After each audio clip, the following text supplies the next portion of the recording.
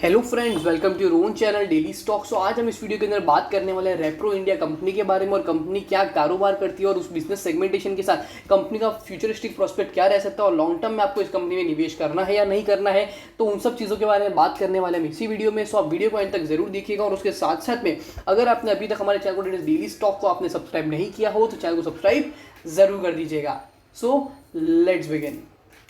तो सबसे पहले कंपनी के बारे में बात करते हैं। कंपनी का बिजनेस क्या है? Repro India limited is a provider of content print and fulfilment solution to publishers, corporates, education institute and government. So जो भी सर्विसेज जो होती है डेट इज प्रिंट रिलेटेड जो भी सर्विसेज होती है वो company that is Repro India जो है वो कंपनी प्रोवाइड करती है और इसके बहुत बड़े बड़े क्लाइंट भी है। जैसे कि अगर मैं यहाँ पर बात करूँ तो Penguin Random House UK, Oxford University, Pearson as well as Bloomsbury करके बहुत सारे बड़े बड़े क्लाइंट भी है। तो उसके कारण इस कंपनी का जो बिजनेस सेगमेंटेशन है वो एजुकेशन सेक्टर में ज़्यादा है। तो उसके कारण एक अच्छा सा आपको सेगमेंटेशन लॉन्ग टर्म में यहाँ पर आपको देखने को मिलेगा। अगर मैं यहाँ पर कंपनी का मार्केट कैपिटलेशन की अगर मैं यहाँ पर बात करूँ तो 546.24 करोड़ का इस कंपनी का मार्केट कैपिटलेशन है, जो कि इस कंपनी को एक स्मॉल कैप कंपनी यहाँ पर जरूर बना देता है। उसके साथ में फेस वैल्यू शेयर की 10 रुपीज़ और बीटा है इसका 0.42, जो कि आपको बता दें कि अगर इंडेक्सेस के अंदर अगर आपको 1% का मोमेंटम देखने को मिलता है तो इस शेयर के अंदर भी आपको ऑन एन एवरेज बेसिस पर 0.42% का मोमेंटम देखने को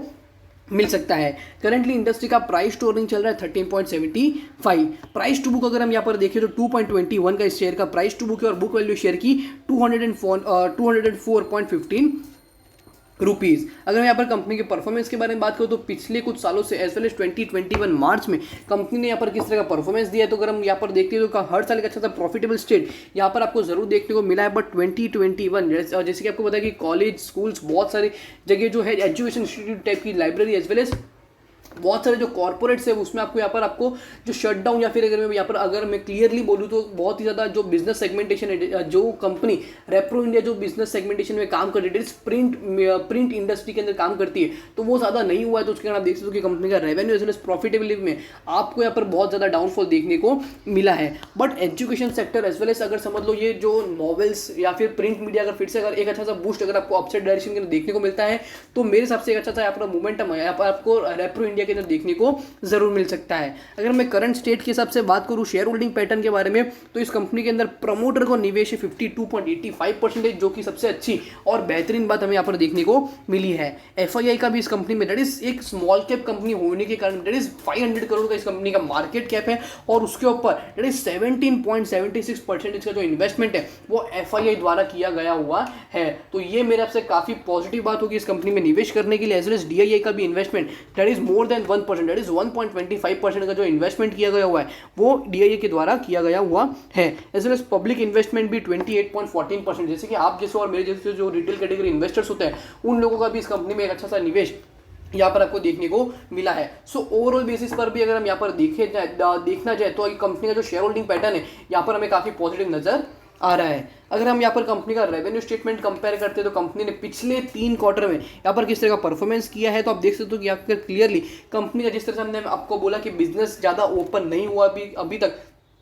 इस कंपनी के लिए। सो आपको वेट करना पड़ेगा प्रिंट इंडस्ट्री के लिए, तो एक अच्छा सा आपको वेट जरूर करना पड़ेगा। बट फिर भी शेयर के अंदर बहुत ही यहाँ पर अच्छा पॉजिटिव सेंटीमेंट यहाँ पर आपको देखने को मिला और उसके साथ आप देख सकते हो कि बहुत ही अच्छी खासी यहाँ पर आपको प्रॉफिट बुकिंग भी यहाँ पर आपको देखने को मिल रही है। नियरली इसने यहाँ पर 560 का नियरली हाई बनाया तो करंटली 450 के आसपास करंटली मार्केट में ट्रेड कर रहा है। सो पिछले 3 क्वार्टर में यहाँ पर कंपनी ने किस तरह का परफॉर्मेंस किया? दिसंबर 2020 में कंपनी ने यहाँ पर 35 करोड़ रुपीज़ का यहाँ पर कंपनी ने टोटल इनकम कंपनी ने टोटल रेवेन्यू यहाँ पर जनरेट किया था और मार्च 2021 में कंपनी का business that is 50 crore rupees का यहाँ पर कंपनी ने टोटल इनकम जनरेट किया। एज वेल एज जून 2021 में 62 करोड़ रुपीस का यहाँ पर कंपनी ने that is total revenue total income जो यहाँ पर किया हुआ है। सो कंपनी के टोटल इनकम के अंदर आपको इंक्रीमेंट जरूर देखने को मिल रहा है। बट कंपनी के जो भी टोटल एक्सपेंडिचर होते हैं वो ज़्यादा इतने मैच नहीं हो पा रहे और कंपनी के टोटल एक्सपेंडिचर यहाँ पर ज़्यादा बढ़ने के कारण जो कंपनी के नेट प्रॉफिटेबिलिटी उसमें भी आपको लॉस जो है यहाँ पर आपको क्लियरली देखने को मिल रहा है। दैट इज दिसंबर 2020 में 10 करोड़ रुपीस का लॉस, मार्च 2021 में 5 करोड़ का लॉस, एज वेल एज जून 2021 में यहाँ पर कंपनी को 5 करोड़ रुपीस का लॉस हुआ